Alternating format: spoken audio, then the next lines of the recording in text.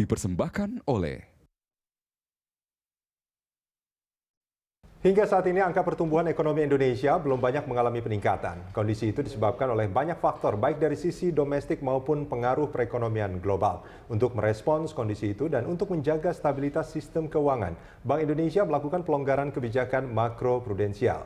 Kebijakan itu diambil dengan tetap memperhatikan prinsip kehati-hatian, yakni melalui relaksasi ketentuan loan to value dan financing to value ratio untuk pembiayaan sektor properti.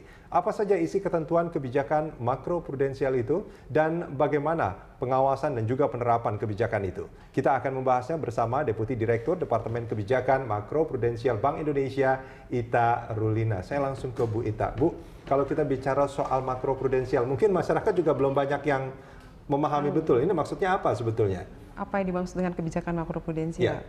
Jadi kebijakan makroprudensial itu adalah kebijakan untuk mencapai stabilitas sistem keuangan, yang antara lain melalui pembatasan risiko sistemik. Oke, pembatasan risiko ya? Ya. Dan risiko sistemik ini ada dua dimensi, Mas. Pertama, dimensi time series dan cross section. Nah, time series ini bahasa terkenalnya adalah prosiklikal, prosiklus ekonomi. Sementara kalau cross section itu adalah lebih banyak seperti contagion, dampak penularan. Nah, apa sih yang membedakan kedua risiko itu? Jadi kalau dampak penularan ini terjadi akibat keterkaitan antar satu pelaku dengan pelaku lainnya. Saya flu, Mas Rudi kena flu. Kemudian juga bisa terjadi karena kita memiliki exposure risiko yang sama. Saya menaruh telur saya di keranjang yang sama di mana Mas Rudi juga taruh telur itu. Sehingga kita berdua terekspos atas keranjang telur yang bisa pecah barengan. Itu adalah dampak contagion. Dalam sistem ekonomi juga seperti itu ya? Persis seperti itu. Nah, kemudian bagaimana dengan aspek prosiklikalitas atau kita bahasa ininya adalah prosiklus ekonomi.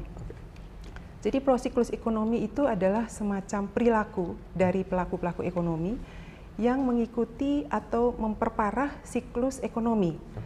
Misalnya, siklus ekonomi sedang naik, istilah kita boom.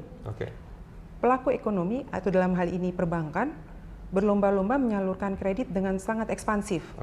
Tetapi pada saat ekonomi sedang turun, bank ikut-ikutan mengerem si kredit ini, sehingga siklus ekonomi bukannya segera membaik, malah dia semakin terpuruk. Nah, di mana peran kebijakan makroprudensial? Jadi pada saat tadi ekonominya sedang boom dan bank sedang ekspansi besar-besaran, kebijakan makroprudensial mengerem. Artinya diperketat? Diperketat. Jadi kalau mereka ngegas, kebijakan makroprudensial ngerem. Kemudian bagaimana pada saat ekonomi sedang turun? Nah, kebijakan makroprudensial melihat bahwa bank mungkin sangat hati-hati, kita bantu mereka untuk mengegas dan kita memperlonggar. Itulah sebetulnya yang dilakukan oleh Bank Indonesia dengan salah satunya ada pelonggaran LTV. Betul sekali, Mas. Nah ini loan to value, ini seperti apa sebetulnya kebijakannya, Bu Ita? Jadi loan to value ratio itu adalah salah satu kebijakan makroprudensial yang bersifat counter cyclical. Kemarin kita sudah lihat hasil kajian kita itu menunjukkan bahwa perekonomian kita memang sedang dalam keadaan turun. Kemudian kita melihat bank juga cukup selektif untuk menyalurkan kredit.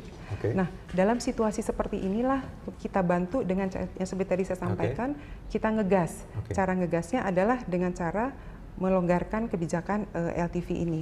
Nah sebelum kita bicara jauh soal LTV, Bu Ita, sebetulnya artinya kalau kita bicara soal kebijakan makroprudensial, pelonggaran LTV itu hanya satu sebetulnya kebijakan. Ada kebijakan-kebijakan lain juga yang sebetulnya bisa diambil terkait kebijakan makroprudensial ini. Ya, kalau yang untuk makroprudensial selain LTV ada juga yang FTV. FTV itu sebenarnya mirip seperti LTV. Jadi kalau LTV itu loan to value ratio untuk bank konvensional, kalau FTV itu adalah financing to value ratio. Itu untuk kredit-kredit yang dari syariah. Ya, ini adalah komitmen Bank Indonesia untuk ikut mendukung pembiayaan syariah.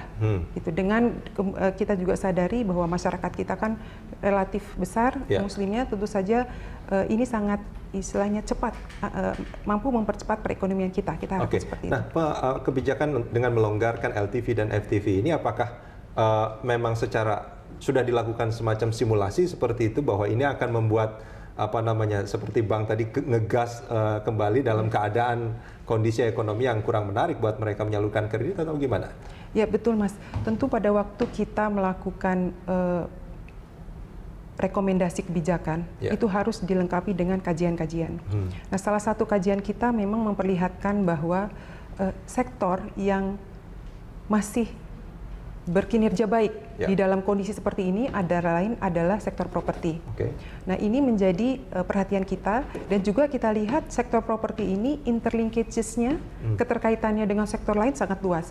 Kurang lebih ada 100-an sektor yang terlibat di sektor properti ini. Makanya sektor properti itulah yang dilonggarkan sebetulnya LTV dan FTV-nya. Betul sekali Mas, diprioritaskan. Diprioritaskan. Lebih dahulu. Hanya di properti ya, karena Sementara punya keterkaitan dengan 100 sektor lainnya. Ya. Dan juga kita melihat bahwa peran properti ini Mas di dalam siklus keuangan. Jadi siklus yang tadi kita cerita ada siklus ekonomi dan siklus keuangan. Ini sangat signifikan peran si sektor properti ini. Karena itu dia kita prioritaskan. Perannya sangat signifikan. Peran seperti apa sebetulnya yang bisa disampaikan mungkin? Artinya pada saat kita melihat bahwa perannya ini signifikan, itu berarti kita harapkan dengan dia dilonggarkan, kan ekonomi sedang turun nih. Kita berharap dia ikut menjadi lokomotif sehingga ekonomi kita tertarik lagi ke atas. Dan itu baru dilakukan sekarang LTV sama FTV ini hanya untuk properti. Masih diprioritaskan di sana. Sebetulnya kemungkinan ini diberikan juga pada sektor lain ada nggak? Tentu saja ada. Memang kita juga melihat banyak pertanyaan dari pihak-pihak luar. Kenapa sih kredit kendaraan bermotor nggak? Kendaraan bermotor misalnya. Kendaraan bermotor tidak juga dilonggarkan gitu ya. Ini hasil kajian kita memperlihatkan bahwa kalau KKB, bahasa singkatnya kredit kendaraan bermotor, itu agak beda dengan yang properti. Memang dia di dalam siklus keuangan itu perannya belum sebesar properti. Kemudian keterkaitannya terhadap sektor lain memang juga belum sebesar sektor properti. Dan kita lihat yang unik adalah begini Mas, di pembiayaan kredit bermotor itu resikonya memang cenderung lebih tinggi kita lihat dibandingkan dari yang sektor properti. Ini kalau bicara risiko maksudnya NPL apa? Betul sekali Mas. Berarti kita melihat bahwa ada potensi resiko kredit yang meningkat lebih besar di sektor kendaraan bermotor dibandingkan properti. Tentu saja seperti tadi Mas sampaikan bahwa Bank Indonesia pada saat melonggarkan kebijakan makroprudensialnya tentu berprinsip pada kehati-hatian. Karena itu menjadi concern kita setelah kita melihat hasil kajian di kendaraan bermotor tidak ibaratnya semenarik gitu ya Mas ya. Sementara ini seperti di sektor properti. Ketika kebijakan makroprudensial ini diambil untuk menjaga risiko tidak terlalu besar pada sistem keuangan, kalau itu diberikan kepada KKB justru ini akan berdampak khawatirnya negatif sebetulnya dengan yang diharapkan itu. Sebetulnya. Betul Mas. Mengapa yang diberikan baru sektor properti aja? Iya, betul. Baik, kita jelas sebentar, kita akan lanjutkan ini di segmen berikut nanti. Terima kasih.